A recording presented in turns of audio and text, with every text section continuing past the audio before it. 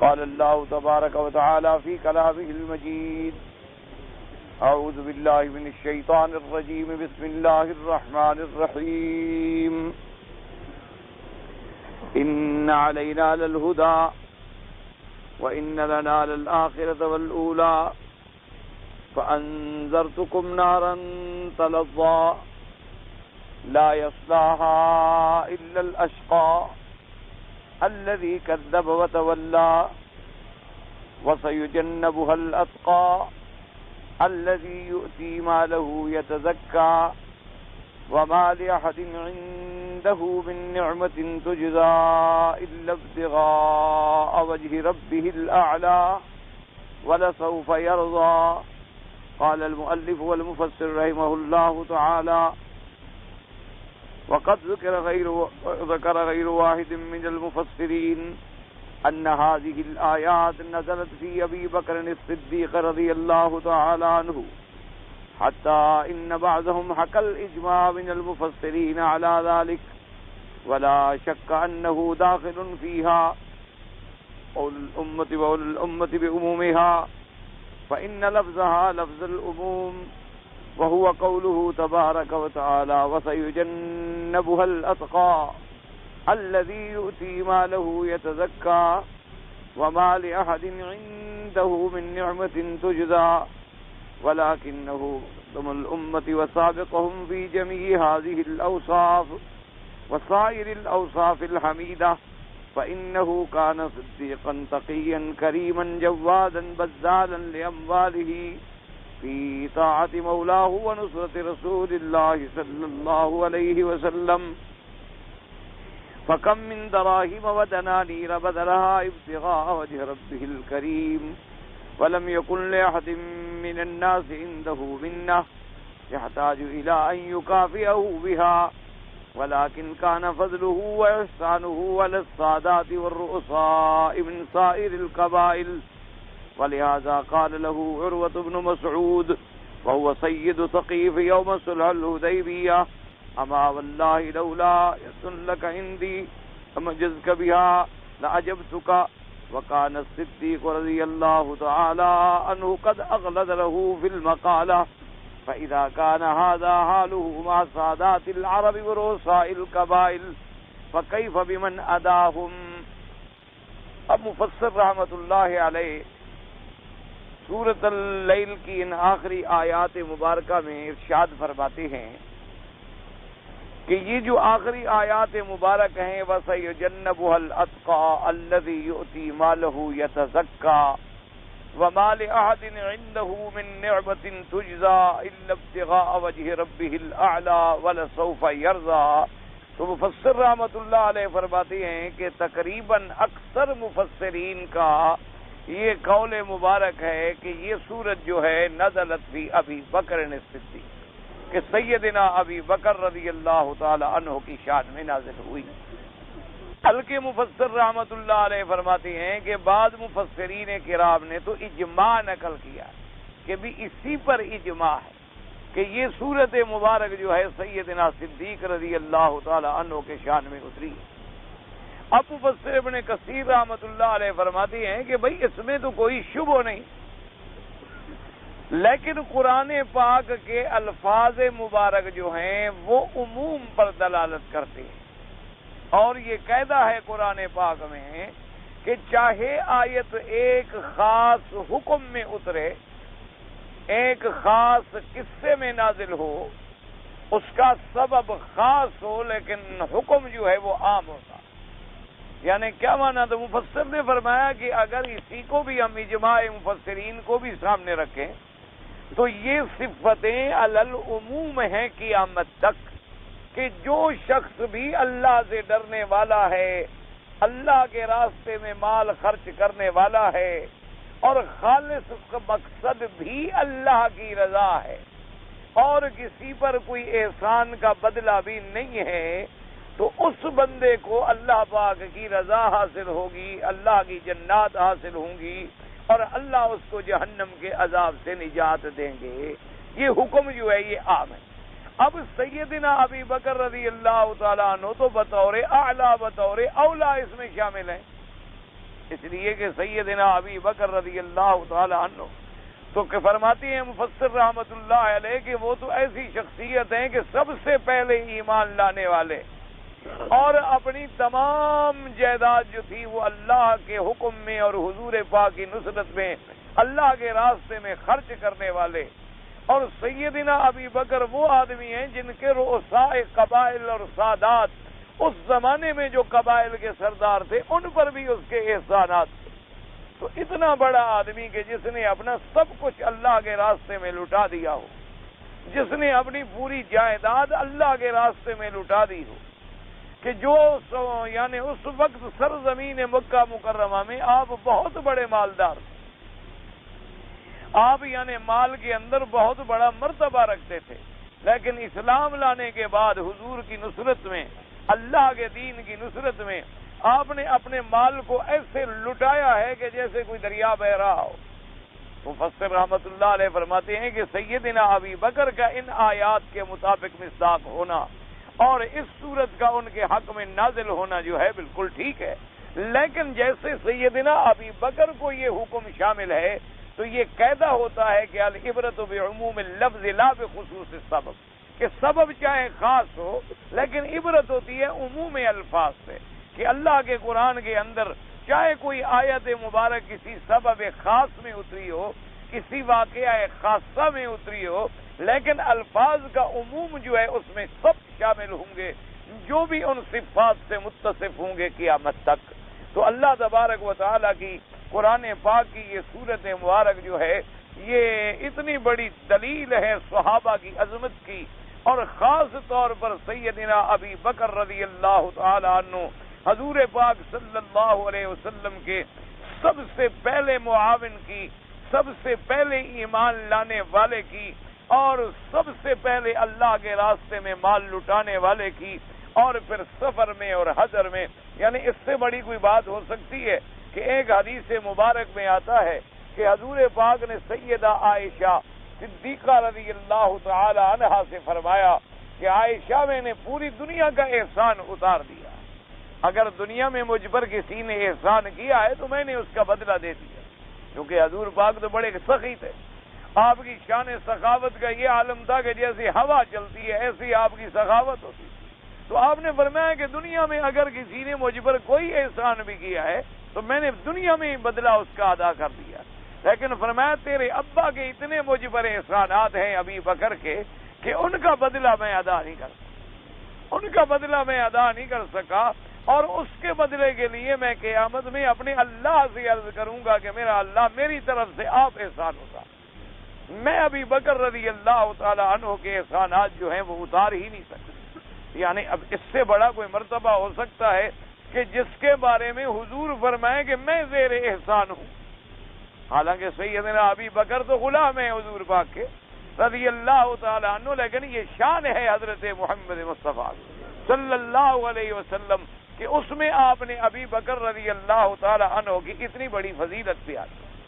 اور اسی لیے احادیث مبارک میں یہ آیا کہ جب سید آقا انعامدار نے اپنی مسجد نبوی میں جب مسجد کی الحمدللہ توسیع ہو گئی اور لوگ زیادہ ہو گئے اور روزانہ اسلام کو اللہ نے عزت اور عظمت بخشی، تو پھر آپ نے حکم فرمایا کہ بھئی جن جن لوگوں کے گھر کے راستے مسجد کی طرف کھلتے ہیں یا بعض لوگوں کے مسجد میں سے کھڑکیاں کھولی ہوئی تھیں تاکہ بھی نمازی کو دیکھ لیا نماز تیار ہو گئی ہے، اذان ہو گئی ہے، جماعت ہو گئی ہے، حضور پاک مسجد میں موجود ہیں تو ہم بھی جا کے بیٹھ جائیں.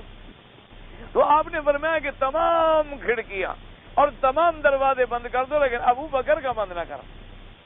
تو یہ شان بھی اگر کسی کو ملا ہے تو وہ صرف سیدنا ابی بکر رضی اللہ تعالی عنہ کو ملا. حضور صلی اللہ علیہ وعلا آلہ واصحابہ وسلم تسلیما کثیرا کثیرا. اسی لیے اور یہ شان بھی سیدنا ابی بکر رضی اللہ تعالی عنہ کو ملا ہے کہ جن کی گود میں میرے آقا حضرت محمد الرسول اللہ جب ہجرت کی رات میں سفر فرما رہے تھے تو ایک غار تھی اور ایک محمد عربی تھے اور ایک ابی بکر رضی اللہ تعالی عنہ، اور حضور ان کی گود میں سر رکھ کے آرام فرما رہے تھے. اور یہ شرف بھی اگر کسی کو ملا ہے تو وہ سیدنا ابی بکر رضی اللہ تعالی عنہ. اس لیے ایک آدمی نے سیدنا علی رضی اللہ تعالی عنہ سے ایک دفعہ سوال کیا.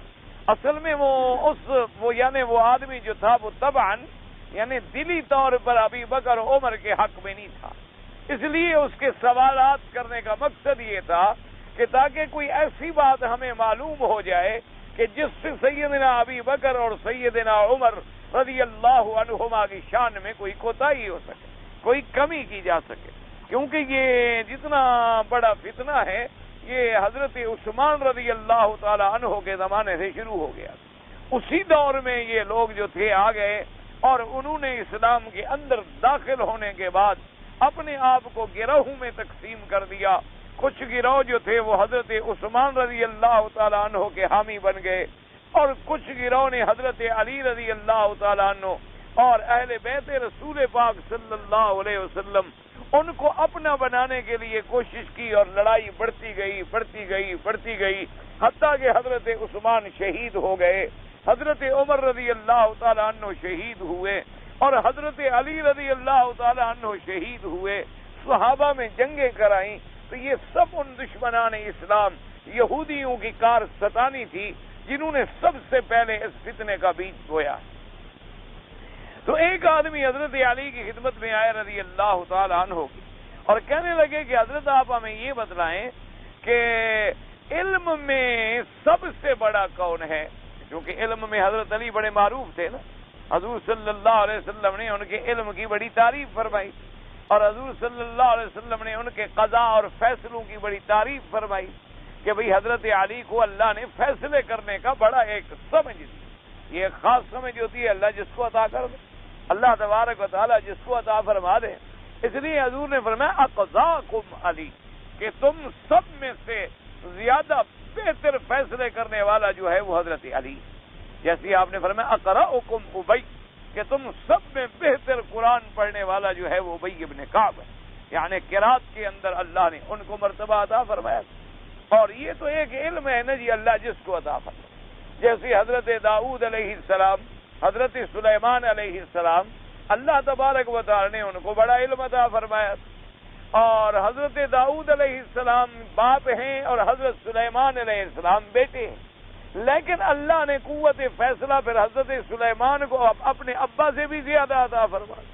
ورنہ حضرت داؤد بھی اللہ کے نبی ہیں اور حضرت سلیمان علیہ السلام وہ بھی اللہ کے نبی ہیں اور حضرت سلیمان علیہ السلام بیٹے ہیں. حضرت داؤد علیہ السلام باپ ہیں. باپ کا مرتبہ بہت زیادہ ہوتا ہے، لیکن جہاں تک فہم کا تعلق تھا اور سمجھ کا تعلق تھا وہ اللہ نے حضرت سلیمان علیہ السلام کو زیادہ عطا فرمایا. جیسے قرآن مقدس نے ایک واقعہ بیان کیا ہے کہ حضرت داؤد علیہ السلام کے پاس ایک آدمی شکایت لے آیا. اس نے کہا کہ حضرت اس شخص نے رات اپنی بکریاں، اس کا مال جو ہے، مویشی جو ہیں، بکریاں جو ہیں، میرے کھیت میں چھوڑی اور سارا میرا کھیت جو تھا وہ کھا گئی اور چر گئی اور چگ گئی اور کھیت میں کچھ بھی نہیں بچا. تو مہربانی فرما کے مجھے بدلہ دلایا جائے. حضرت داؤد علیہ السلام نے ان کو بلایا، پوچھا تو اس نے کہا کہ حضرت بات تو ٹھیک ہے، اس کا نقصان ہوا ہے اور نقصان بھی باقی میرے مال نے کیا، میری بکریوں سے. اس زمانے میں لوگ جھوٹ کہاں بولتے تھے، لوگ جھوٹ سے نفرت کرتے تھے. تو انہوں نے کہا حضرت واقعہ بالکل ٹھیک ہے، مدعی کی رپورٹ جو ہے بالکل صحیح ہے، باقی میری بکریوں نے نقصان کیا ہے، جانور ہیں چھوٹ گئے اور جا کے نقصان کر دیا. حضرت داؤد علیہ السلام نے جب سنا تو فرمایا اچھا ایسا کرو بھئی کتنا کھیت تھا تیرا؟ اس نے بتایا کہ جی اتنا تھا. تو آپ نے سوچا فوراً کہ کھیت کی قیمت مثال کے طور پر 5000 ہے، اس کی بکریوں کی قیمت کتنی ہے؟ تقریباً وہ بھی 5000 بنتی تھی. تو آپ نے فرمایا بکریاں جو ہیں اس کے دے دو اور تم جاؤ، تم نے جتنا نقصان کیا اس کا نقصان پورا کرو. اور قدرت کی بات یہ ہے کہ جتنی کھیت کی قیمت تھی اتنی مال کی قیمت تھی، اور لہذا فیصلہ بھی یہی ہونا چاہیے تھا کہ آپ اس کو زمان دلاتے، اس کا نقصان جو ہے اس کو دلواتے. تو آپ نے کہا کہ بکریاں دے. اس نے کہا جی ٹھیک ہے، حاضر، آپ کا فیصلہ ہے، مجھے منظور ہے. یہ دونوں جب فیصلہ کر آگے نکلے اور آگے حضرت سلیمان علیہ السلام جن کی عمر اس وقت 11 سال، وہ ان کے دفتر کے باہر یا گھر کے باہر یا اس جگہ کے باہر کھیل رہے تھے. انہوں نے دیکھا کہ ایک آدمی بڑا اداس جا رہا ہے اور ایک بڑا خوش جا رہا ہے. تو آپ نے فرمایا بھی ٹھہرو ادھر آؤ. انہوں نے کہا کیا بات ہے؟ انہوں نے کہا کیا قصہ ہے تمہارا؟ انہوں نے کہا جی یہ میرا کھیت ہے، اس کی بکریاں چر گئی، میں نے دعویٰ کیا حضرت داؤد علیہ السلام کی خدمت میں، انہوں نے فیصلہ فرمایا ہے وہ بکریاں مجھے دلا دی ہیں، اس کو حکم دیا ہے کہ جا کر بکریاں اس کے سپرد کر. فرمان لگے لو قضیت بینکما لقضیت خیرا منہا، فرمان لگے اگر میں تمہارا فیصلہ کرتا تو اس سے زیادہ بہتر تھا. حضرت داؤد علیہ السلام بھی باہر آ گئے، انہوں نے سنا کہ سلیمان علیہ السلام یہ کہہ رہے ہیں. انہوں نے فرمایا اچھا بھائی ادھر آؤ. مدعی مدعا علیہ کو پھر بلا لیا اور حضرت سلیمان علیہ السلام کو بھی بلا لیا اور کہا کہ بیٹا تم اس سے اور اچھا فیصلہ کیسے کرتے؟ تو فرمایا حضرت اگر اجازت ہو تو میں اس سے فیصلہ بہتر کر سکتا ہوں. تو آپ نے فرمایا ٹھیک ہے اجازت ہے. تو حضرت سلیمان علیہ السلام نے فرمایا کہ حضرت فیصلہ یہ ہے کہ بکریاں کھیت والے کو دے، کھیت والا دودھ پیتا رہے، ان کی اون بیچتا رہے، ان کا دودھ بیچتا رہے، فائدہ اٹھاتا رہے، اور جس نے جو بکریوں والا ہے جس نے نقصان کیا وہ اس کے کھیت میں کاشت کرے. جب فصل اتنی تیار ہو جائے جتنی پہلے تھی بکریاں واپس لے لے، وہ اپنا کھیت واپس. اب اس طرح تو یہ ہو جاتا تھا نا کہ ایک آدمی کا ملک تو ختم ہو جاتا تھا نا کہ بکریاں دے دی تو ختم ہو گئی. اس طرح ہر آدمی کا ملک باقی رہا کہ اس کا جتنا نقصان ہوا ہے وہ نقصان پورا کرے اپنا، وہ کاشت کر کے دے اس کو، اور جتنی دیر کاشت ہوتی رہے گی اتنی دیر دودھ پیتا رہے، اس کی اون بیچتا رہے اور نسل سے وبر سے فائدہ اٹھاتا رہے. اور جب کھیت تیار ہو جائے تو بکریوں کا مالک اپنا ملک لے جائے اور کھیت کا مالک اپنا ملک لے جائے. ایک دوسرے کے ملک کو تبدیلی ہم کیوں کریں؟ تو حضرت سلیمان علیہ السلام کا فیصلہ جو تھا وہ بڑا انصب تھا. حضرت داؤد خوش ہو گئے اور فرمایا کہ میں تمہاری قضا کو اب ترجیح دیتا ہوں اور اسی پر فیصلہ منظور کرتا ہوں، لہذا تمہارا فیصلہ جو ہے وہ ٹھیک ہے. اب دونوں خوش ہو گئے. اس نے کہا کہ چلو ٹھیک ہے، میں نے کاشت ہی کرنی ہے نا، سال کے بعد بکریاں میرے پاس آ جائیں، اور اگر وہ فائدہ اٹھائے گا تو بکریوں کو کھلائے گا پلائے گا نہیں، اگر کھلائے گا پلائے گا ان کی حفاظت بھی تو کرے گا، لہذا ہمارے ملک سے تو کچھ نہ نکلا. اور دونوں جو تھے وہ راضی ہو گئے اس فیصلے پر. تو یہ اللہ تبارک و تعالیٰ جسے چاہتے ہیں. حضرت سلیمان علیہ السلام کے بڑے عجیب عجیب فیصلے ہوتے تھے. اسی طرح بڑا عجیب ایک واقعہ علماء نے لکھا ہے کتابوں میں کہ دو عورتیں ایک سفر کر رہی تھی اور دونوں کے بچے تھے، بیٹے تھے. راستے میں جنگل میں گئے تو ایک عورت کا ایک بیٹا جو تھا بھیڑیا اٹھا کے لے گئے. اب جب وہ اٹھی اور جس کا بچہ بھیڑیا لے گیا تھا، عورت بڑی تیز تھی، وہ اس نے چیخنا چلانا شروع کر دیا. اس نے کہا وہ جو دوسرا بیٹا ہے وہ میرا ہے. وہ غریب بیٹے والی کہے خدا کی بندی یہ میرا بیٹا ہے، تمہارا بیٹا اگر بھیڑیا اٹھا گیا تو مجھ پر تو ظلم نہ کرو کہ میرا بیٹا چھین لو. انہوں نے کہا نہیں تم جھوٹ بولتی ہو، بیٹا میرا. اور جناب جھگڑا کرتے کرتے کرتے حضرت سلیمان علیہ السلام کی خدمت، حضرت داؤد علیہ السلام کی خدمت پہ پہنچ گئے. حضرت داؤد علیہ السلام نے باتیں سنی. وہ عورت تھی بڑی تیز، حالانکہ بیٹا اسی کا بھیڑیا لے گیا. اس نے جناب اتنے دلائل سے باتیں کی اور رونا اور چلانا شروع کیا. اس نے کہا جی دیکھیں بیٹے کا رنگ مجھ سے ملتا ہے اور شکل مجھ سے ملتی ہے، اس کا بیٹا بھیڑیا اٹھا گیا. اب بچہ ہو اگر یعنی 1 مہینے کا تو کیا شکل کے فیصلے ہو سکتے ہیں؟ کون شکل کے فیصلے کر سکتا ہے اور کون اس وقت اعضاء کے فیصلے؟ اس کے رونے کو اور چیخنے کو اور قوت بیان کو دیکھ کر حضرت داؤد نے اسی بڑی کو کہا کہ ٹھیک ہے بچہ تم لے، تم سچی معلوم ہوتی ہو، یہ تو چپ ہے بات ہی نہیں کرتی، یہ معلوم ہوتا ہے جھوٹی ہے. اب وہ بیچارے روتے ہوئے باہر نکل گئی اور اس نے بچہ اٹھا لیا، خوش ہو کے باہر نکلی. آگے حضرت سلیمان علیہ السلام نے پکڑ لیا. نے فرمایا کیا فیصلہ ہوا ہے تمہارا؟ انہوں نے کہا ہمارا ایسے بچے پہ جھگڑا ہو گیا ہے اور یہ کہتی تھی کہ میرا ہے اور میں نے کہا میرا ہے، شکر ہے کہ حضرت داؤد نے میری بات مان لی اور بچہ مجھے دے دیا. آپ نے فرمایا نہیں آؤ تمہارے درمیان میں فیصلہ کروں. آپ نے دونوں کو بٹھا دیا، حکم دیا جلاد کو بلاؤ جلدی. انہوں نے کہا کیوں؟ نے کہا تلوار لے آئے، بچے کو درمیان میں تقسیم کرو، آدھا اس کو دے دو آدھا اس کو دو، کوئی خالی نہیں جانا چاہیے ہمارے دروازے. اب جو صحیح معنی میں ماں تھی اس نے کہا جی مہربانی کرو بچے کو ذبح نہ کرو، اسی کو دے دو. اور جو حقیقی ماں نہیں تھی اس نے کہا ٹھیک ہے جی اگر کرتے ہو تو کر دو، اگر تقسیم کرنا ہے تو میں راضی ہوں. آپ نے فرمایا ہاں مجھے سمجھ آ گئی تم ماں نہیں ہو. اگر تم حقیقت میں ماں ہوتی تو کبھی بچے کے ذبح پہ راضی ہو ہی نہیں سکتی. معلوم ہوتا ہے کہ تم جھوٹی اور بچہ اٹھا کے چھوٹی کو دے. حضرت داؤد علیہ السلام نے جب یہ فیصلہ سنا تو آپ اتنے خوش ہوئے اور فرمایا ھذا القضاء ما قضیت، فیصلہ تو ایسا ہوتا ہے جیسا تم نے کیا کہ کیا تم نے قضا کی. تو یہ ایک خاص فہم ہوتی ہے کہ حضرت داؤد علیہ السلام کو نہ ملی اور حضرت سلیمان علیہ السلام کو اللہ نے عطا فرمائی.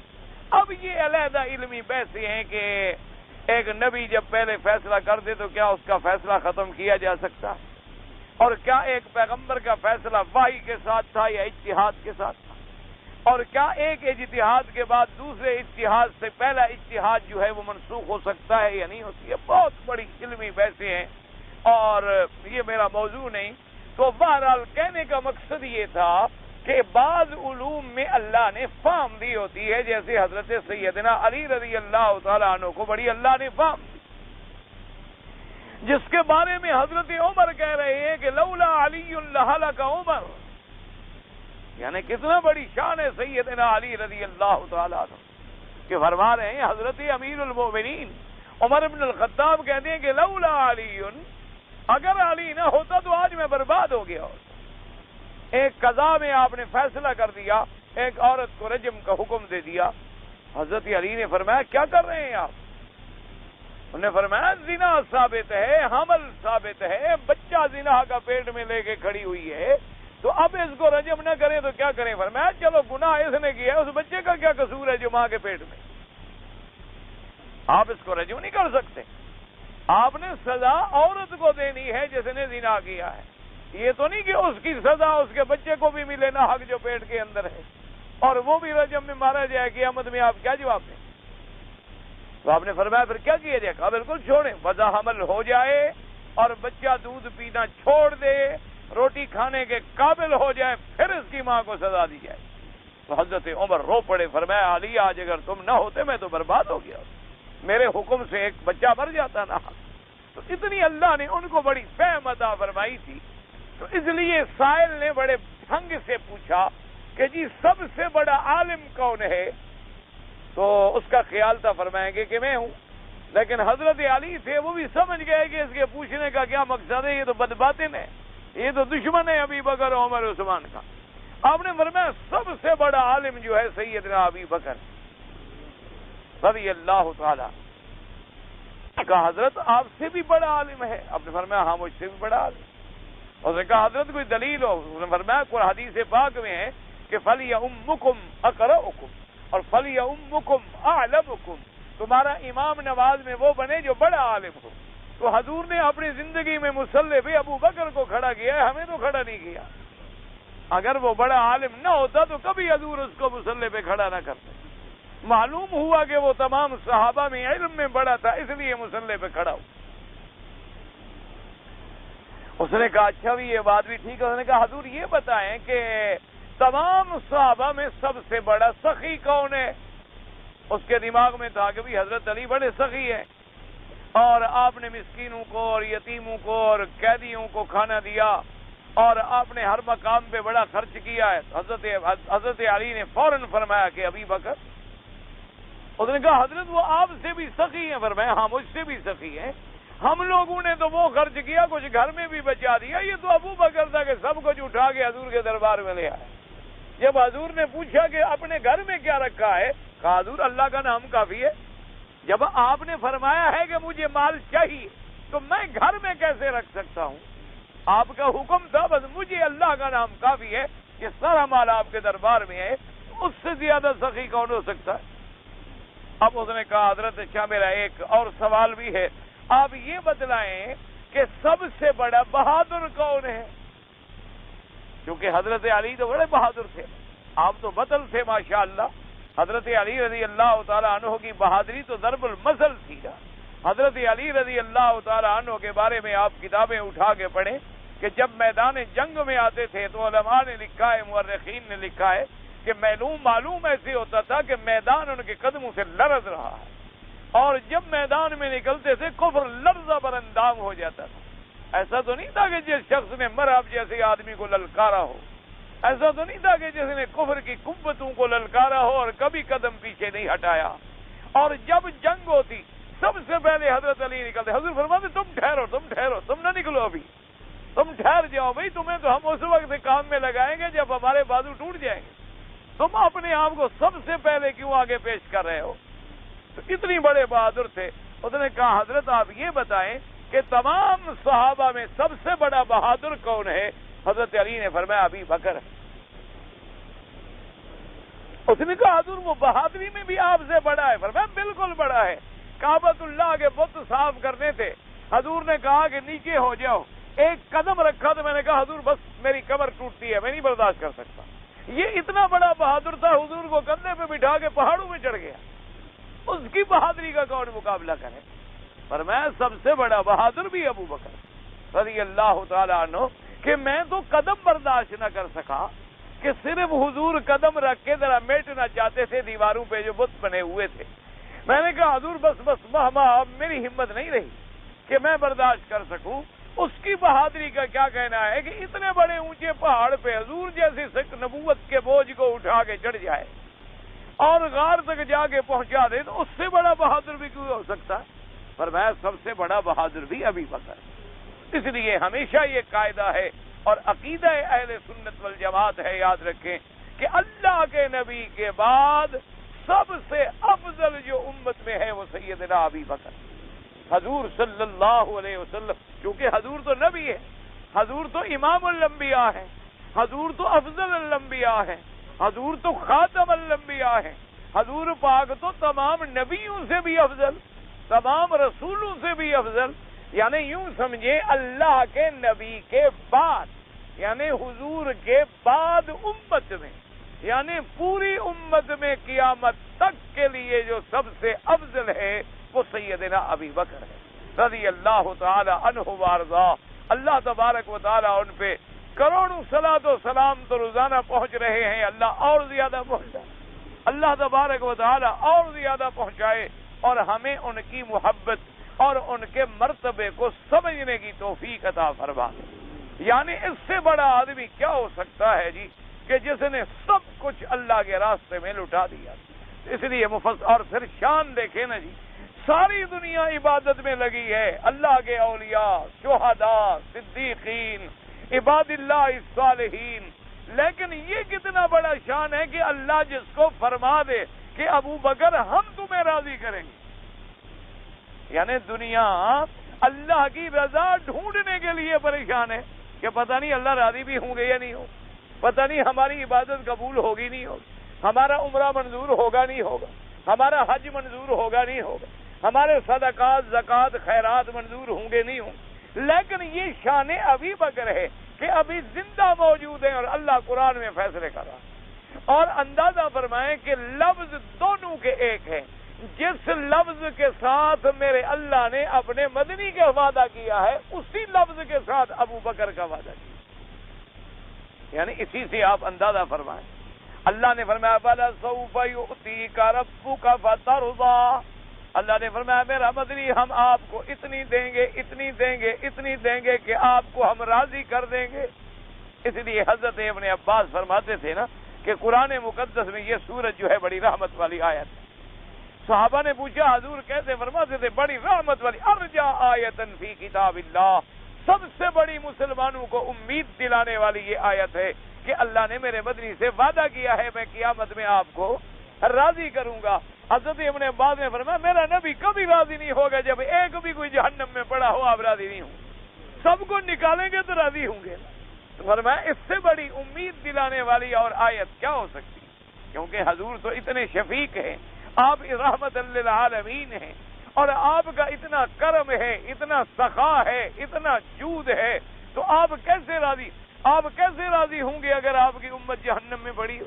اس لیے فرماتے ہیں میرے آقا نے فرمایا کہ قیامت میں انا اشفع فاشفع فاشفع, میں شفاعت کروں گا, پھر کروں گا, پھر کروں گا, پھر کروں گا.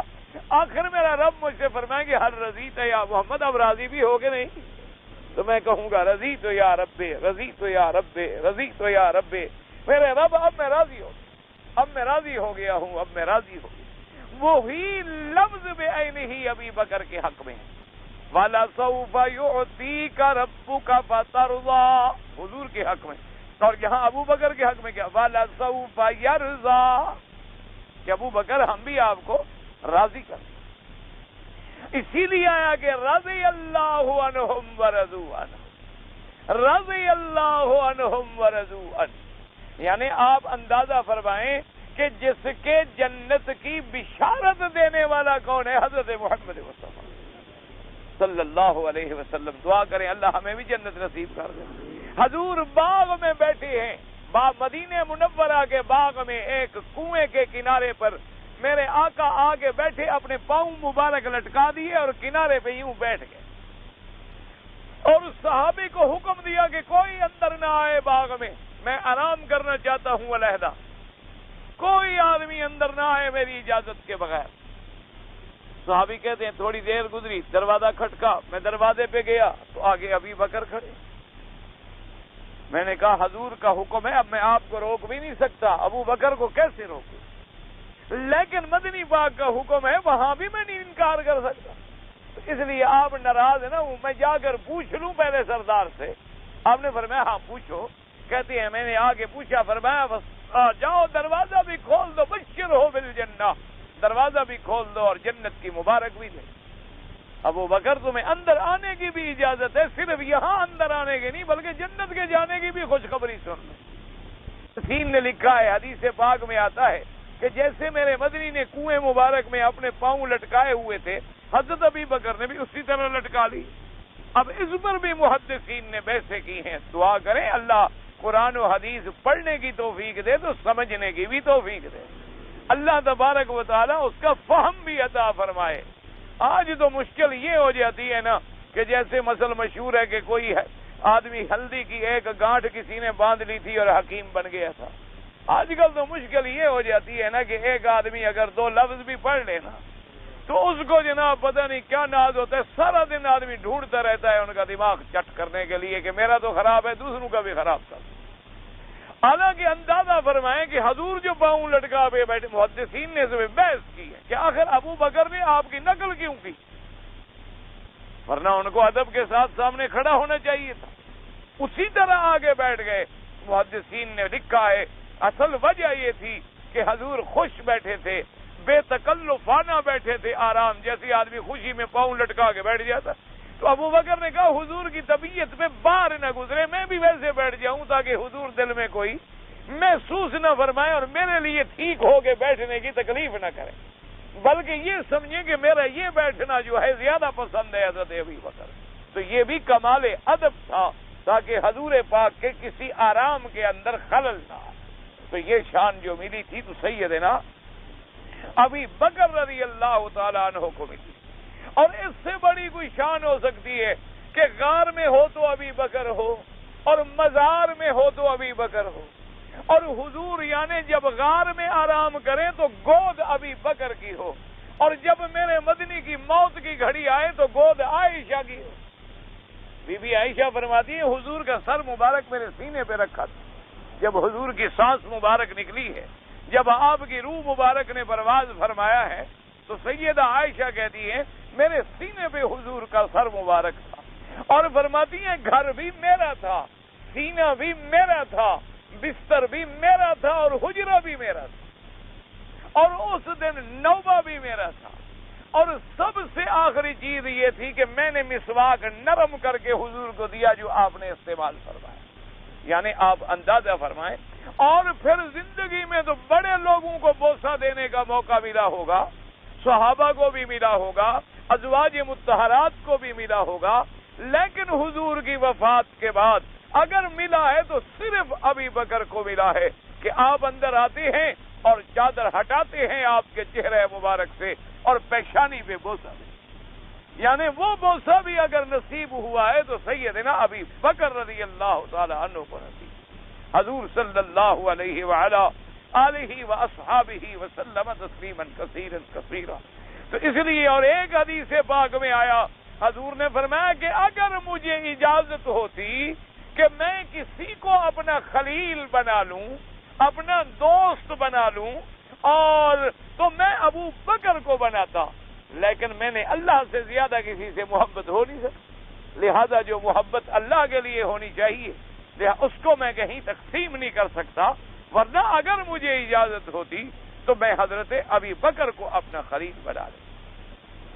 اسی طریقے سے سیدہ فاطمہ الزہرا رضی اللہ تعالی عنہا وارضا، اللہ تبارک و تعالیٰ کی کروڑوں آپ پہ رحمتیں ہوں، کچھ بی بی صاحبہ کو راضی کر لیا، راضی کیا کہ ایسا کرو، مہربانی کرو کہ تم جا کر حضور کی خدمت میں عرض کرو کہ حضور جب بی بی عائشہ کے گھر میں ہوتے ہیں تو لوگ بڑے ہدیے دیتے ہیں، تحفے دیتے ہیں، ہدایہ دیتے ہیں، اور جب ہمارے گھر میں ہوتے ہیں کوئی ہدیہ نہیں بھیجتا۔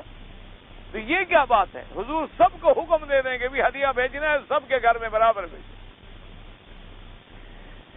اور مقصد یہ تھا کہ کسی طرح اشارہ مل جائے۔ بی بی فاطمہ آئی تو حضور نے فرمایا بی بی تم سب کو بھی سمجھا دو کہ جن سے میں محبت کرتا ہوں وہ بھی محبت کرے۔ مقام محبت تو یہ ہوتا ہے نا کہ اللہ کا نبی جس سے محبت کرے، تو اگر میں عائشہ سے محبت کرتا ہوں تم سب عائشہ سے محبت کرو۔ اور پھر دوبارہ بی بی انہیں کہا تو حضور نے فرمایا کہ بی بی صاحبہ اگر صحابہ کو تو میں کہہ سکتا ہوں کہ بھی ہدیہ سب کے گھر میں پہنچاؤ، لیکن اللہ کو کون میں کیسے عرض کروں؟ جبریل بھی تو اسی کے گھر میں زیادہ آتا ہے۔ ابھی تو گھر ابی بکر کا گھر تھا نا رضی اللہ تعالی عنہ وارضا، تو یہ مرتبہ جو ملا ہے سیدنا ابی بکر کو ملا۔ اس لیے مفسر فرماتا ہے کہ وقد ذکر المفسرین رحمهم اللہ وحکا منهم الاجماع علی ذلک کہ نزلت هذه الآیۃ فی ابی بکر الصدیق رضی اللہ تعالی عنہ، کہ یہ آیات جو ہیں حضرت ابی بکر کے حق میں اتری۔ اس لیے مفسر رحمت اللہ علیہ حافظ ابن کثیر رحمت اللہ علیہ فرماتے ہیں اس میں کوئی شک ہے کہ کون سے اوصاف حمیدہ تھے جو سیدنا ابی بکر میں نہیں تھے۔ فرماتے ہیں انہو کان صدیقا تقیا کریما جوادا بذالا لاموالہ فی سبیل اللہ ونصرت رسول اللہ۔ کہتا ہے ابی بکر کا کیا پوچھتے ہو؟ اللہ نے اس کو صدیق بنایا، اللہ نے اس کو پاک بنایا، اللہ نے اس کو سخی بنایا، اللہ نے اس کو اپنے مال کو اللہ کے راستے میں لٹانے والا بنا دیا کہ اللہ کے راستے میں خرچ کرتے تھے۔ کہتے ہیں وَكَمْ مِن دَرَاهِمَ وَدَنَانِيرَ، کتنے دراہم و دنانیر ہیں جن کا کون حساب رکھ سکتا ہے، جس کو ابی بکر صدیق نے بذلھا ابتغاء وجہ ربہ الکریم، کہ جس نے اپنے اللہ کی رضا کو حاصل کرنے کے لیے اللہ کے راستے میں لٹا دیے ہیں۔ اور فرماتے ہیں وَلَمْ يَكُن لِأَحَدٍ مِّنَ النَّاسِ عِندَهُ مِنَّا، حالانکہ لوگوں کا ان پر کوئی احسان بھی نہیں تھا۔ اور اس کے بعد فرماتے ہیں کہ اس کے احسانات صرف غریبوں پہ نہیں تھے، اس کے احسانات صرف مسکینوں پہ نہیں تھے، بلکہ اس کے احسانات جو ہیں وہ بڑے بڑے سادات، بڑے بڑے رؤسا، بڑے بڑے قبائل کے جو وڈیرے تھے ان پر بھی ابو بکر کے احسان تھے رضی اللہ تعالی عنہ۔ اس لیے فرماتی ہیں کہ قال عروۃ ابن مسعود، بنو ثقیف قبیلے کا بڑا سردار تھا عروۃ ابن مسعود، صلح حدیبیہ کے موقع پر جب وہ آئے حضور صلی اللہ علیہ وسلم سے صلح کرنے کے لیے اور بات چیت کرنے کے لیے، تو روایات میں آتا ہے کہ اس نے حضور کی طرف ایسے ہاتھ بڑھایا، بعض روایات میں آتا ہے کہ آپ کی داڑھی مبارک کو بھی ہاتھ لگایا۔ تو حضرت ابو بکر جیسا آدمی جو ساتھ نرم دل آدمی تھے، آپ نے دیکھا کہ ایک مشرک حضور کی طرف ایسے ہاتھ کیوں بڑھاتا ہے، تو حضرت ابی بکر کھڑے ہوئے اور فرمایا اے عروہ، ٹھیک ہے تم بنو ثقیف کے سردار ہو، اگر دوبارہ ہاتھ بڑھایا میرے نبی کی طرف تو ٹکڑے کر دوں گا۔ یہ تم یہ نہ سمجھو کہ ہم یہاں مہاجر ہیں، ہم یہاں کمزور ہیں، ہم احرام باندھ کے آئے ہوئے ہیں، ہم حضور کی شان میں کوئی ہاتھ بھی بڑھے گا تو ہاتھ کاٹ ڈالیں گے، آنکھیں دیکھو گے تو تمہاری آنکھیں نکال ڈالیں گے۔ اب عروہ بڑا سردار تھا، اس کا بھی بڑا قبیلہ تھا تکڑا، بنو ثقیف بڑے مشہور تھے تیر انداز، لڑائی والے بڑے مشہور تیر انداز تھے۔ اس نے کہا ابو بکر بات یہ ہے تمہارے احسان آج مجھے نہیں بولنے دے، تمہارے اتنے احسان ہیں مجھ پر کہ میں تمہیں جواب نہیں دیتا، ورنہ جو تم نے سخت بات کی ہے میں بھی سردار ہوں، میں بھی تمہیں جواب دیتا، لیکن تیرے احسانوں کے سامنے میرا سر نہیں اٹھتا۔ تمہارے احسانات مجھ پر اتنے ہیں کہ ان کے ہوتے ہوئے میں تیرے آگے کیسے بات کروں۔ تو اس لیے اندازہ کریں، مفسر نے فرمایا کہ جن کے احسان کو قبائل کے سردار مانے، جن کے احسانات کو دشمن بھی مان رہے ہیں تو اپنوں پر کتنی احسان ہوں گے. یہ تو وہ بدقسمت لوگ ہیں، اللہ تبارک و تعالی معاف فرمائے، جن کے دلوں میں ابو بکر و عمر کے بارے میں کھوٹ ہے، جن کے دلوں میں حضرت ابی بکر و عمر کے بارے میں بغض ہے، جن کے دلوں میں حضرت ابی بکر و عمر کے بارے میں کدورت ہے. یاد رکھیں اگر یہ کدورت رہی کبھی حضور اپنے سامنے ماتھے پہ نہیں لگائیں گے، کبھی حضور کے سامنے جانے کی ان کو جرأت نہیں ہوگی، کیونکہ جو دشمن ہو ابی بکر و عمر کا وہ حضور کا دوست کیسے بن سکتا؟ سوال ہی پیدا نہیں ہوتا. اس لیے فرماتی ہیں کہ اس پر اتنے بڑا احسان تھا، اس نے کہا اما واللہ، اس نے کہا مجھے خدا کی قسم ہے،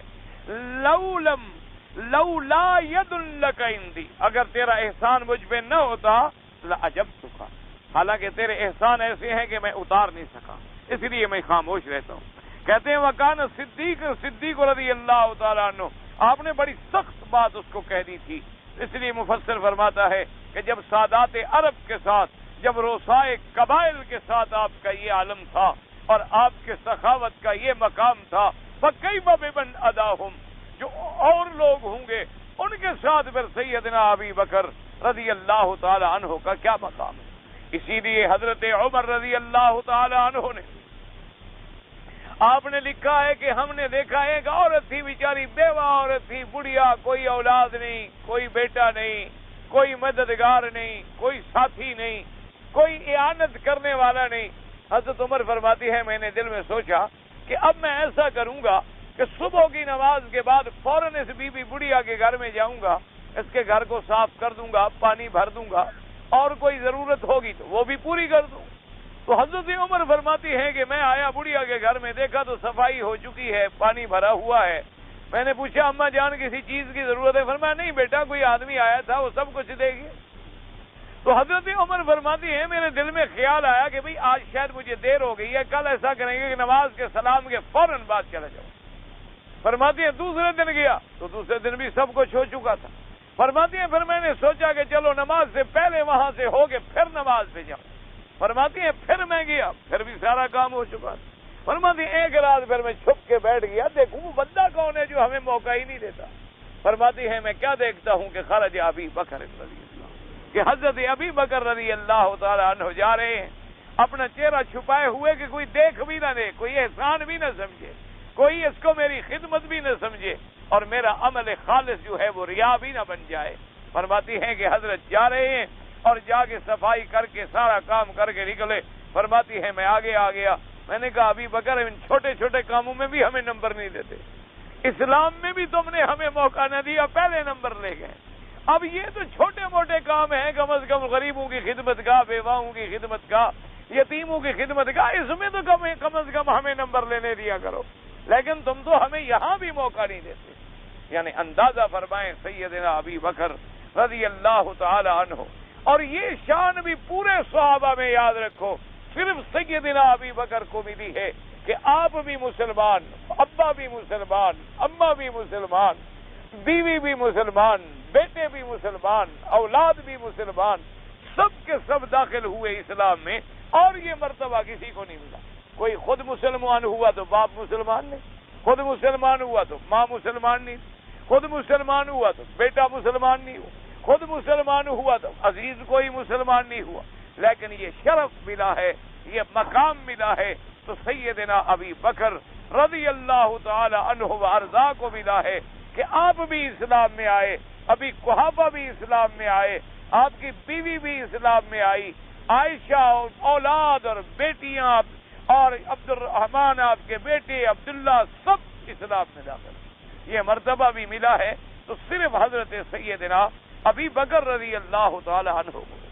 اور اسی طرح یاد رکھیں پورے صحابہ میں اگر صحیح معنی میں معیت کا مرتبہ ہے، معیت کا معنی ہوتا ہے ملا ہوا، کہ درمیان میں کوئی فاصلہ. اب دیکھیں نا ایک آدمی صف اول میں نماز پڑھے تو آپ کہہ سکتے ہیں کہ ہم سب نے نماز اکٹھے پڑھی، ہم سب نے نماز اکٹھے پڑھی ہے، کہ سارے ایک صف میں تھے تو گویا ہم نے اکٹھے نماز پڑھی، آپ کہہ سکتے ہیں محاورے میں.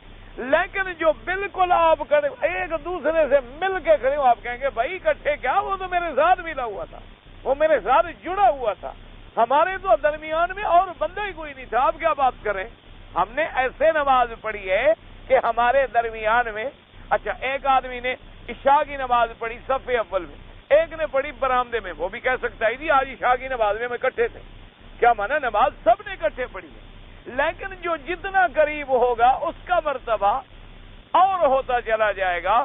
تو اسی طرح آپ دیکھ لیں کہ اسلام میں جو معیت ملی ہے تو ابو بکر کو، اور غار میں اگر معیت ملی ہے ابو بکر کو، ہجرت میں اگر معیت ملی ہے ابو بکر کو، اور بعد وفات خلافت میں معیت ملی ہے ابو بکر کو، اور پھر دفن کے اندر معیت ملی ہے ابو بکر کو۔ یہ کسی کو نہیں مل سکی، یہ کسی کو مل ہی نہیں سکی اور نہ قیامت تک مل سکتی ہے، سوال ہی پیدا نہیں ہوتا۔ دیکھو نا جی، سارے صحابہ نے ہجرت کی، ہجرت تو کی، سب نے ہجرت کی، حبشہ کو ہجرت کی، مدینے کو ہجرت کی، وہ بھی کہہ سکتے ہیں کہ ہم نے حضور کے ساتھ ہجرت کی، لیکن حضور کے ساتھ اب حضرت علی موجود ہے، لیکن حضور کے بستر میں موجود ہے۔ اب آپ کے ساتھ جانے والا کون ہے؟ حضرت ابی بکر ہے، یعنی وہ جو معیت ملی ہے وہ صرف حضرت ابی بکر رضی اللہ تعالی عنہ کو ملی۔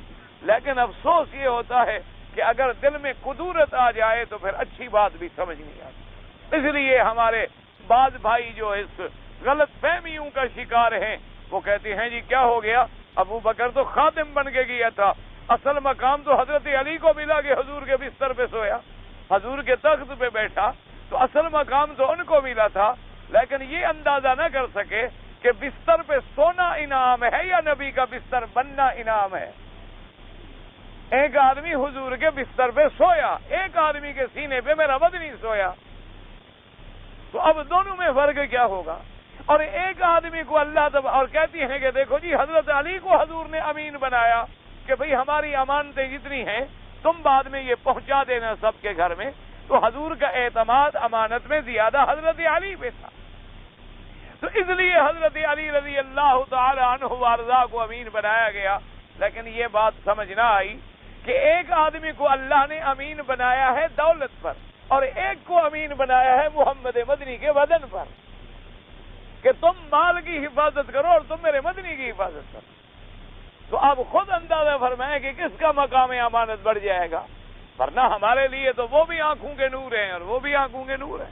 ہم تو حضرت علی رضی اللہ تعالیٰ عنہ کے بھی غلام ہیں، آپ کے غلاموں کے بھی غلام ہیں، ہم تو اہل بیت رسول کے غلاموں کے بھی غلام ہیں، ہم تو اصحاب رسول کے بھی غلاموں کے غلام ہیں، کیونکہ ہمیں تو اصل محبت جو ہے وہ حضور مدنی پاک سے، تو جس کو بھی میرے مدنی پاک سے نسبت ہو جائے ہم تو اس کے غلام ہو جائیں۔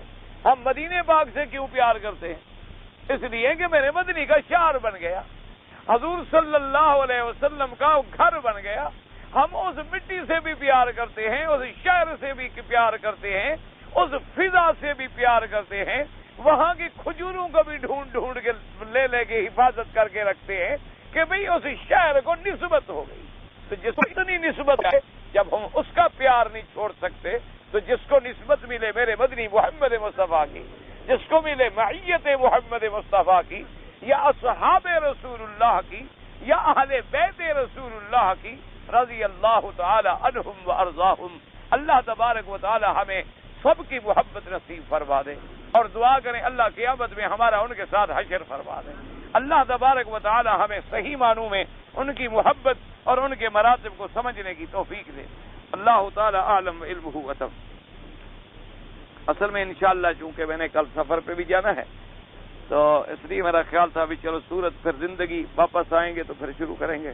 کل سبق انشاءاللہ ہوگا، میں آپ کا سبق نہیں ضائع کروں گا انشاءاللہ۔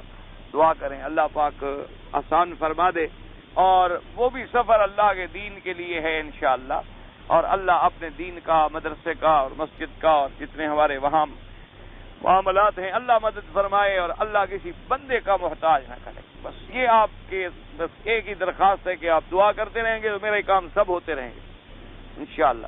ایک آدمی مسلمان کے گھر میں پیدا ہوا مگر بے نماز ہے، بہرحال گزارش یہ ہے جی کہ مسلمان کے گھر میں پیدا ہونے سے وہی سرکاری مسلمان تو بن جائے گا۔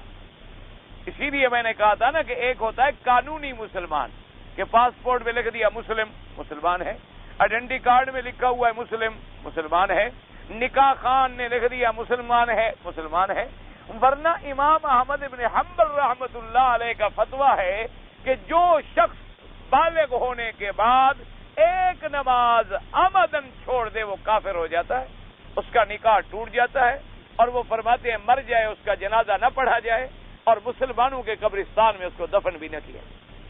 ایک نماز۔ اب مسلمان کے گھر میں پیدا ہو تو کیا ہو گیا، رام چندر کے گھر میں پیدا ہو تو کیا ہو گیا۔ یہ امام احمد ابن حنبل رحمۃ اللہ علیہ کا فتویٰ ہے، کسی کو اچھا لگے کسی کو برا لگے، اور یہ فتویٰ ان کا گھر سے نہیں ہے، انہوں نے ایک ظاہر حدیث ہے میرے مدنی پاک کی کہ من ترک الصلاۃ متعمدا فقد کفر، حضور نے فرمایا جو شخص جان بوجھ کر ایک نماز چھوڑ دیتا حقیق وہ کافر ہو گیا۔ انہوں نے اس حدیث مبارک کو سامنے رکھا۔ اسی لیے حضور نے فرمایا کہ اگر کوئی جماعت میں نہ آئے میں ان کے گھروں کو آگ سے جلا دوں، تو فرمایا کہ آگ کا عذاب اللہ کافروں کو دیتا ہے، مسلمانوں کو نہیں دیتا۔ اور اسی طرح قرآن میں موجود ہے کہ جب کافروں کو جہنم میں ڈالیں گے فرشتے ان سے پوچھیں گے کہ ما سلککم فی سقر، کیوں تم جہنم میں جا رہے ہو، کون سی چیز تمہیں لے جا رہی ہے؟ تو کافر کیا کہیں گے؟ قالوا لم نک من المصلین، کہ ہم نماز پڑھنے والوں میں نہیں تھے۔ تو اس لیے امام صاحب کا یہ فتویٰ ہے۔ باقی ائمہ فرماتے ہیں فاسق ہے، فاجر ہے، توبہ کرے، اور ایسا گناہ ہے جو اس کو کفر تک پہنچا دے گا، لیکن امام صاحب فرماتے ہیں کافر ہو گیا، پہنچا نہیں دیں گے بلکہ ہو گیا، اور اس کا نکاح بھی ختم ہو گیا۔ آئندہ اولاد بھی زنا ہوگی، وہ فرماتے ہیں مر جائے جنازہ نہ پڑھو، مسلمانوں کے قبرستان میں اس کو دفن نہیں۔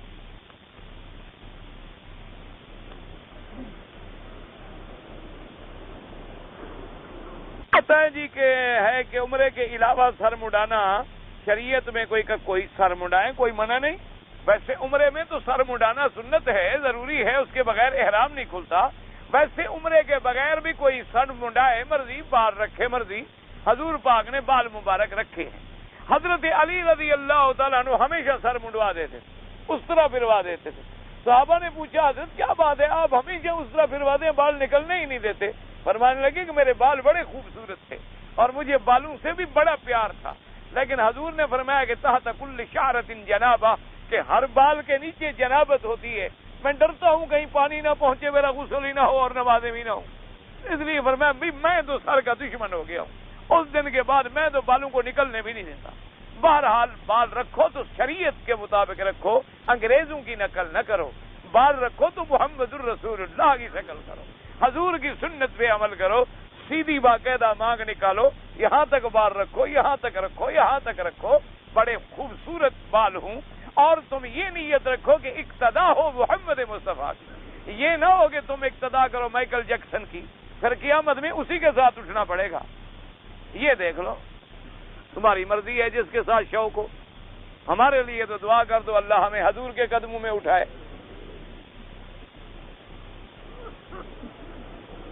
ہجرت کے سانپ نے حضرت ابوبکر کو کاٹا تھا تو کیوں کاٹا تھا؟ سانپ سے پوچھنا، میں نے تو نہیں کاٹا، مجھ سے کیوں پوچھتے؟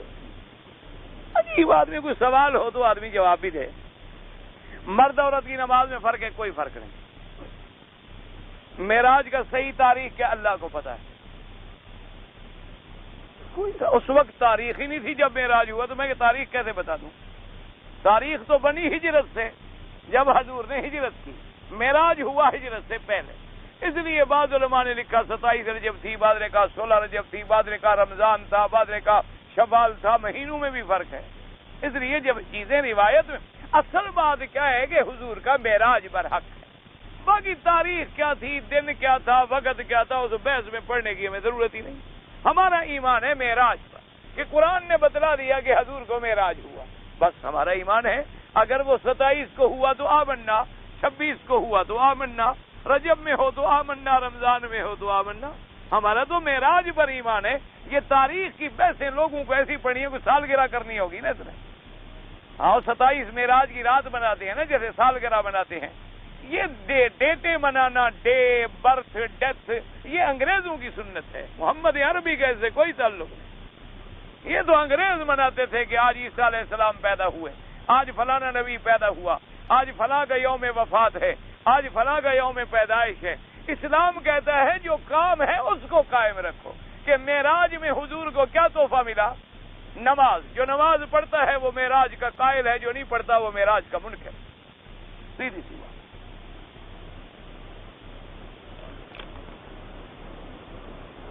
ابقت رحمتی علی غضبی کا مطلب یہ ہے کہ کافروں نے خود اپنے آپ کو رحمت سے نکالا ہے، اللہ نے نہیں نکالا۔ ہمیشہ یاد رکھو، جیسے شیطان آیا نا ایک عالم کے پاس، کہنے لگا کہ جی میں شے ہوں، آپ نے فرمایا ہاں کوئی نہ کوئی شے تو ہو، تم بھی آخر کوئی بلا تو ہو۔ اور نے کہا جب شے ہوں تو اللہ فرماتے ہیں وسعت رحمتی کل شے، میری رحمت جو ہے وہ ہر شے پہ حاوی ہے، تو تم لوگوں نے مجھے رحمت سے کیوں نکالا ہوا ہے؟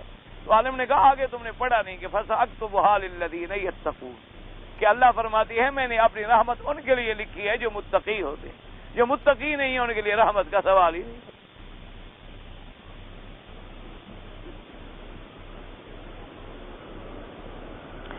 سورت تبارک پڑھنے سے عذاب قبر سے نجات ہوگی، انشاءاللہ ہوگی، ہمیشہ پڑھتا، بالکل ہمیشہ پڑھا کرو۔ تہجد کی نماز میں بڑی سورت پڑھیں یا چھوٹی پڑھیں، جو تمہیں آئے وہ پڑھو، بڑی آئے بڑی پڑھو، چھوٹی آئے چھوٹی پڑھو، تہجد پڑھا کرو بس۔ حضور پاک نے تو 7 پارے تہجد کی ایک رکعت میں بھی پڑھے ہیں، 7 پارے ایک رکعت میں۔ اگر تمہیں توفیق ہے تو پڑھو، جتنا اللہ توفیق دی شکر کرو، بڑی پڑھنے کا توفیق ہو بڑی پڑھو، چھوٹی پڑھنے کی توفیق ہو چھوٹی پڑھو، جو یاد آئے۔ اگر ہمیں اللہ پاک کعبے کے اندر لے جائے تو ہم کیا کریں؟ ہم تو روز کعبے میں جاتے ہیں، تم نہیں گئے ابھی تک، تم اسی کو اندر سمجھتے ہو، یہ دروازے سے چڑھ کے جائے، یہ حتیم کا حصہ کعبے کا اندر نہیں۔ اللہ کے بندے میداب رحمت کے نیچے یہ 7 ہاتھ جو ہے یہ کعبے کا اندر ہے، جب چاہو جا کے نفل پڑھ لو۔ میں نے داڑھی رکھوائی ہے، لیکن لوگ کہتے ہیں قرآن میں داڑھی نہیں لکھی ہوئی، قرآن میں اس کا نام لکھا ہوا ہے جس نے مسئلہ پوچھا آپ سے، اس نے آپ کو کہا ہے کہ داڑھی کا مسئلہ قرآن میں نہیں، اس کا نام لکھا ہوا ہے کہ فلان ابن فلان مسلمان ہے قرآن میں، وہ قرآن میں کیسے نہیں لکھا ہوا؟ ما آتاکم الرسول فخذوہ، جو میرا مدنی دے اس کو پکڑو اور جس سے روکے اس سے رک جاؤ۔ تو داڑھی کا حکم کس نے دیا؟ حضور نے۔ تو قرآن میں ہے کہ نہیں ہے؟ کس نے کہا قرآن میں نہیں ہے؟ معراج شریف کے بارے میں قرآن و حدیث میں کیا؟ بالکل قرآن و حدیث سے معراج برحق ہے، معراج ثابت ہے، ہمارا ایمان ہے حضور کے معراج پر۔ ایک آدمی دوسرے کے بدلے طواف زیارت کیا، دوسرے کے بدلے کوئی طواف زیارت نہیں کر سکتا، وہ خود طواف زیارت کرے، اور اگر اپنے ملک چلا جائے ساری زندگی میں آ کر طواف زیارت کرنا پڑے گا، جب تک طواف زیارت نہیں کرے گا اس کے حج کا فرض پورا نہیں ہوگا۔ وہ آ کے طواف زیارت بھی کرے اور دم بھی ادا کرے، بلکہ بعض ائمہ تو فرماتے ہیں اگر بیوی ہے اس سے مل بھی چکا ہے طواف زیارت کیے بغیر تو ایک بدنہ ادا کرے، اونٹ ذبح کرے۔ کوئی شخص عمرے کی نیت آیا ہو اور بغیر احرام باندھے لا علمی میں آیا، عمرے کی نیت سے ہے، لا علمی کیا مانا؟ یہ عجیب بات ہے، آیا عمرے کی نیت سے ہے، لا علمی بھی ہے۔ عمرہ تو کہہ رہے ہو، پھر لا علمی کا کیا ہوا؟ باقی تمہارے ذمہ داری تھی، 1400 سال شریعت کو گزر گئے، ابھی بھی تم لا علم ہو، عجیب آدمی ہو۔ ابھی تم مسئلہ پوچھ رہے ہو تو اس وقت نہیں پوچھ سکتے تھے، اب عمرہ بھی قضا کرو اور ایک بکری بطور دم بھی ادا کرو۔ عمرہ آیا تھا، جدہ چلا گیا، واپسی میں عمرہ نہیں کیا، کوئی بات نہیں، جدے سے عمرہ کرنا ضروری نہیں، لیکن جب اپنے ملک سے آئے تو پھر عمرہ کرنا ضروری ہے۔ اگر آپ نے عمرہ نہیں کیا، عمرہ بھی قضا کرو اور ایک بکری بطور دم بھی ادا کرو، تاکہ آئندہ انشاءاللہ لا علمی آپ کو نہیں ہوگی۔ اللہم صلی علی سیدنا محمد وعلی آل سیدنا محمد مبارک وسلم علیہ۔ سارے دل سے دعا کریں اللہ پاک کشمیری مسلمانوں پر، مجاہدین افغانستان پر، برما کے مسلمانوں پر، بنگلہ ہند کے مسلمانوں پر، پاکستان کے مسلمانوں پر، عرب عجم کے مسلمانوں پر اپنی رحمت نازل فرما دے۔ اللہ ان کی جان مال آبرو عزت کی حفاظت فرما دے۔ اللہ مسلمان ملکوں میں امن قائم فرما، اللہ مسلمان ملکوں میں قرآن و سنت کا قانون جاری فرما، اللہ مسلمان ملکوں کو پھر ایک بنا دے، اللہ کفر کی ذلت کا فیصلہ فرما دے، اللہ اسلام کی عظمت اور عزت کا فیصلہ فرما۔ یا اللہ حرمین الشریفین کو قیامت تک ہر فتنے سے محفوظ فرما، ہر مسلمان کو حرمین کا ادب نصیب فرما۔ یا اللہ بیماروں کو شفا عطا فرما، بے حیاؤں کو حیا عطا فرما، بے دینوں کو دین عطا فرما، بے اولادوں کو اولاد عطا فرما، قرض داروں کے قرض عطا فرما۔ جن کا رزق تنگ ہے ان کے رزق میں برکتیں عطا فرما. یا اللہ ہماری ظاہری باطنی روحانی جسمانی بیماریاں پریشانیاں اپنی رحمت سے دور فرما. یا اللہ ہماری سب حاجات اپنی رحمت سے پوری فرما. یا اللہ ہماری مساجد مدارس اور تمام منصوبے اپنی رحمت سے مکمل فرما. اپنے خزانہ غیب سے اسباب پیدا فرما. یا اللہ تعالیٰ میں حیات کسی کا محتاج نہ فرما. یا الہ العالمین یا ارحم الراحمین جن کی اولادیں ہیں ان کی اولادوں کو صالح بنا. یا اللہ جن دوستوں نے دعاؤں کے لیے کہا ہے ٹیلی فون کیا خط لکھا سب کی دعائیں منظور فرما. سب کی حاجات منظور فرما. ہم تو عاجز بندے ہیں ہمیں مانگنا بھی نہیں آتا مانگنا بھی سکھلا دے اور مانگنے کی توفیق بھی عطا فرما دے اور پھر ہماری درخواستیں منظور بھی فرما لے. ربنا آتنا فی الدنیا حسنہ وفی الآخرۃ حسنۃ وقنا عذاب النار. سبحان ربک رب العزۃ عما یصفون وسلام علی المرسلین والحمد للہ رب العالمین. آمین برحمتک یا ارحم الراحمین.